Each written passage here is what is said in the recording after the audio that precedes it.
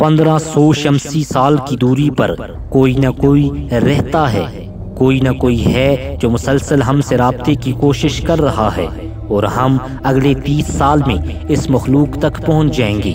Nobel انعام committee نے اسی تحقیق پر فزکس کا نوبل انعام دیا ہے۔ اس سائنسدان کا کہنا ہے کہ یہ نئی دنیا ہم سے 87 کھرب ارب سال کی دوری پر ہے، وہاں ہم سے باتیں کرنا چاہتے ہیں مگر ہم اس کی زبان سمجھ نہیں پاتے۔ وہ ہمیں پیغام دیتا ہے، ہم پڑھ نہیں سکتے، کچھ لکیریں سی ہوتی ہیں جن کا مطلب ابھی کسی ڈکشنری میں نہیں درج کیا گیا۔ سائنسدانوں کا کہنا ہے کہ ایسے ایک نہیں سینکڑوں پیغامات ہمیں نظام شمسی سے ملے ہیں، لیکن اب رابطے زیادہ تیز ہو گئے ہیں۔ یہ سگنلز طویل عرصے سے پڑھے اور دیکھے جا رہے ہیں، لیکن حال ہی میں ملنے والے سگنلز ماضی کے مقابلے میں 4 گنا طاقتور ہیں۔ سائنسدان ان پیغامات کو ڈی کوڈ کرنے کی کوشش کر رہے ہیں۔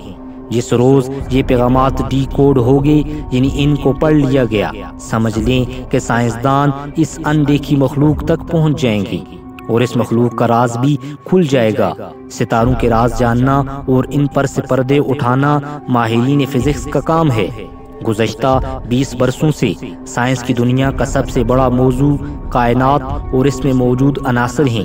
ستاروں میں کہیں زندگی موجود ہے یا نہیں، یہ نقطہ ہماری تحقیق کا محور ہے۔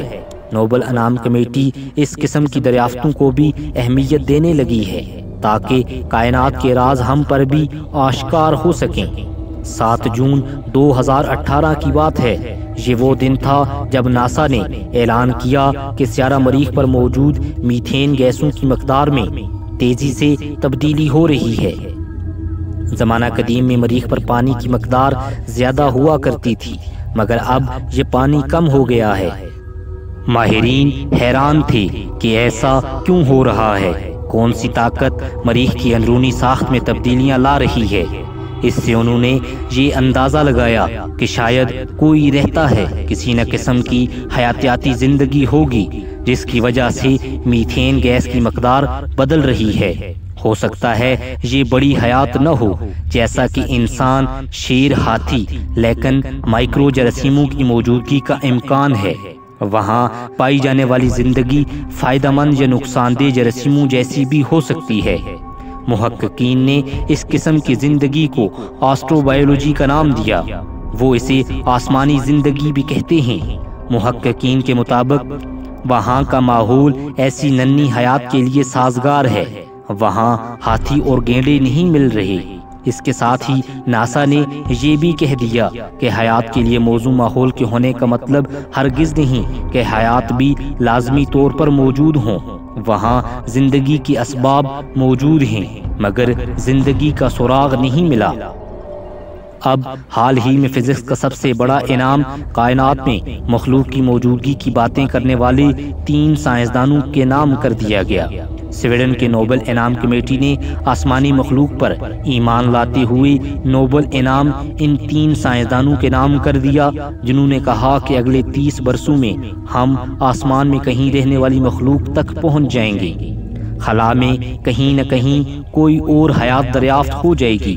ہو سکتا ہے کہ اس کا رہن سہن اور جسمانی ساخت ہمارے جیسی نہ ہو، یا یہ بالکل ابتدائی نوعیت کی زندگی ہو، مگر ہے ضرور۔ نوبل انعام کمیٹی نے بتایا کہ ان سائنسدانوں نے کہا ہے کہ اگلے 30 برس کے اندر اندر آسمان میں کسی نئی حیات یا طاقت کا پتہ چلایا جائے گا۔ ان سائنسدانوں میں پرسٹن کے جیمز پیبلز زیادہ اہم ہیں کیونکہ 9 سے 18 لاکھ ڈالر کا نصف حصہ انہیں ہی ملے گا۔ باقی ماندہ رقم خوبصورت ملک سوئٹزرلینڈ سے تعلق رکھنے والے مائیکل کو دی جائے گی۔ اور تیسرے سائنسدان ڈائیڈیر ہیں۔ فیصلے کا اعلان ہوتے ہی دنیا بھر میں ایک مرتبہ پھر وہی پرانی بحث چھڑ گئی کہ کائنات میں مافوق الفطر زندگی موجود ہے۔ جیمز پیپلز کی باتوں پر دنیا بھر میں ہنگامہ برپا ہے۔ ان کی تحقیق دراصل بگ بینگ تھیوری کا تسلسل ہے۔ انہوں نے بتایا کہ بگ بینگ کے بعد دنیا نے ترقی کے مراحل کیسے طے کیے اور آج اس شکل تک کیسے پہنچی، جبکہ مائیکل میئر اور ڈائیڈیر نے ہمیں بتایا کہ خلا میں ہمارے ہمسائے بھی موجود ہیں، ایسے ستارے بھی موجود ہیں جہاں زندگی پروان چڑھ رہی ہے، بس انہیں تلاش کرنے کی دیر ہے کہ بگ بینگ کے تمام راز ہم پر کھل جائیں گے۔ نوبل انعام کمیٹی کے سیکرٹری جنرل قرآن کے منہ سے نکلے ہوئے الفاظ کے مطابق ان دریافتوں نے موجودہ سائنس کا نظریہ تبدیل کر دیا ہے۔ تینوں سائنسدانوں کی تحقیق نے تشکیل کائنات کے نئے موڑ میں داخل کر دیا ہے۔ وہ کہتے ہیں کہ ان سائنسدانوں نے دنیا میں ہمارے وجود کے بارے میں بنیادی سوالات کا جواب مہیا کیا ہے، جن کی مدت سے تلاش تھی، جس سے دنیا کے بارے میں تصور ہی بدل گیا ہے۔ نوبل انعام کمیٹی کے ممبر کا کہنا ہے کہ جیمز پیپرز نے کائنات میں موجود طاقتور شعاعوں پر اعلیٰ تحقیق سے ثابت کیا ہے کہ کائنات کیسے مارز وجود میں آئی، اور یہ کہ تشکیل کائنات کے حوالے سے 20 برسوں میں ایسی اچھی تحقیق نہیں ہوئی۔ تاہم یہ نہیں کہا جا سکتا کہ دنیا کی موجودہ تصورات کے حوالے سے ماضی میں جن سائنسدانوں کو نوبل انعام سے نوازا گیا ان کا کیا بنے گا، کیونکہ نوبل انعام کا اعلان ہوتے ہی کسی نے کہا کہ ناسا نے 1976 میں اس مخلوق کی تلاش کا اعلان کر دیا تھا، کچھ نے کہا کہ یہی بات تو کئی سائنسدان پہلے بھی کہہ چکے تھے۔ انعام کا حقدار صرف وہی کیوں قرار پائے؟ آئنسٹائن بھی یہی کہتے ہوئے دنیا سے چلے گئے کہ کائنات میں ہمارے علاوہ بھی کوئی ہے۔ سب نے یہی کہہ کر بات ختم کر دی۔ ہم ایک نہ ایک دن اس تک پہنچ ہی جائیں گے۔ ان ستاروں کے جمگٹھوں کی دریافت سے سائنسدانوں کی ذہنی پریشانی میں کچھ کمی واقع ہوئی ہے۔ انہیں تسلی ہو گئی ہے کہ کہیں نہ کہیں ان کا ہمسایہ مل ہی جائے گا۔ انہوں نے مزید کہا کہ ماضی میں سائنسدانوں نے سفید ستاروں کو اکثر نظر انداز کیا۔ یہ اتنے چھوٹے تھے کہ ان کے ارد گرد زیادہ ستارے نہیں ہو سکتے تھے، مگر سائنسدانوں نے ننھا ستارہ مانتے ہوئے انہیں کبھی اہمیت نہیں دی۔ لیکن اب سائنسدانوں نے ان بونے ستاروں کو بھی توجہ دینا شروع کر دی ہے۔ ان کے خیال میں اپنے سورج سے اتنی توانائی لے سکتے ہیں، وہاں بھی زندگی پنپ سکتی ہے۔ اجنبی زندگی کی تلاش ہی اب ان کا سب سے بڑا مقصد بن جانا چاہیے۔ یہاں اس سے بھی اہم سوال اٹھتا ہے کہ کیا یہ زندگی کبھی دریافت کر پائیں گی؟